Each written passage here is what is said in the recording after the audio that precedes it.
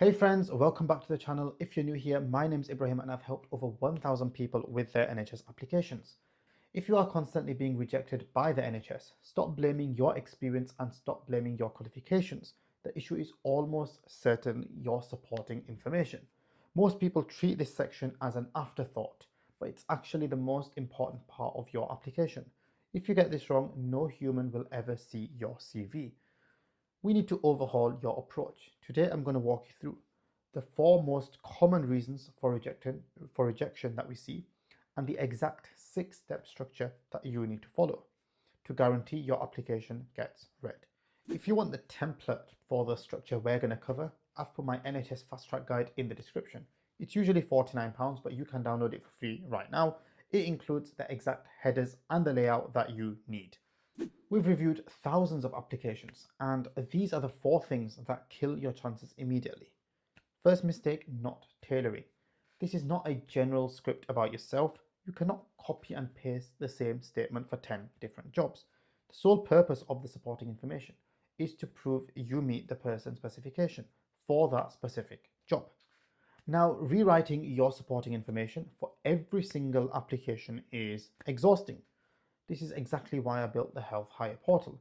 Based on my experience helping over 1,000 people, I built a tool that reads the job description and automatically generates a tailored supporting information statement.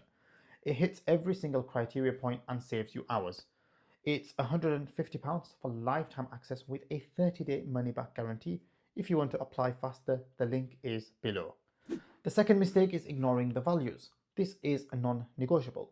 Trusts do not just hire for skills, they hire for culture.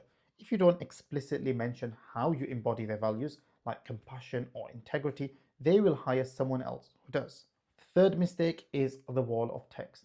Hiring managers are sometimes reviewing 50 to 100 applicants in a single afternoon. If your application is one giant block of text, they will skip it. You must break it into logical chunks. And the fourth mistake is spelling and grammar. Attention to detail is a criteria for almost every NHS job. If your application has typos or spelling and grammar mistakes, you have just proven you don't have attention to detail. So you must use a spell and grammar checker.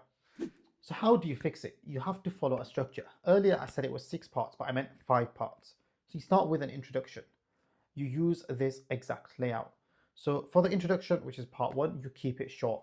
A professional statement of who you are and the role that you want. And then criteria mapping. So this is the main body. Write a dedicated line or paragraph for every essential and desirable criteria. Group them into sections so they flow well. Then values alignment. Don't just list the values, prove them. So a bad example would be to say I have good values. A good example is I demonstrated the trust value of respect when and then give an example. And number 4, the result. Always focus on the outcome. What was the positive result of your actions? Did you improve safety? Did you save time? Did you increase productivity? And the conclusion, which is this, the 5th part, a short summary of your interest and enthusiasm. So I've laid this structure out visually in the free guide below, so you can just fill in the blanks. So avoid the wall of text and follow this 5-step flow. First, a tailored intro. Second, map criteria. Third, proving values. 4th, clear results. And the 5th, a strong conclusion.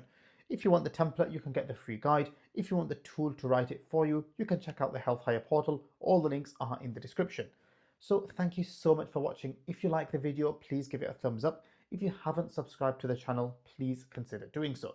If you've got any questions, please leave them in the comments and I'll try to get back to you. Until next time, bye bye.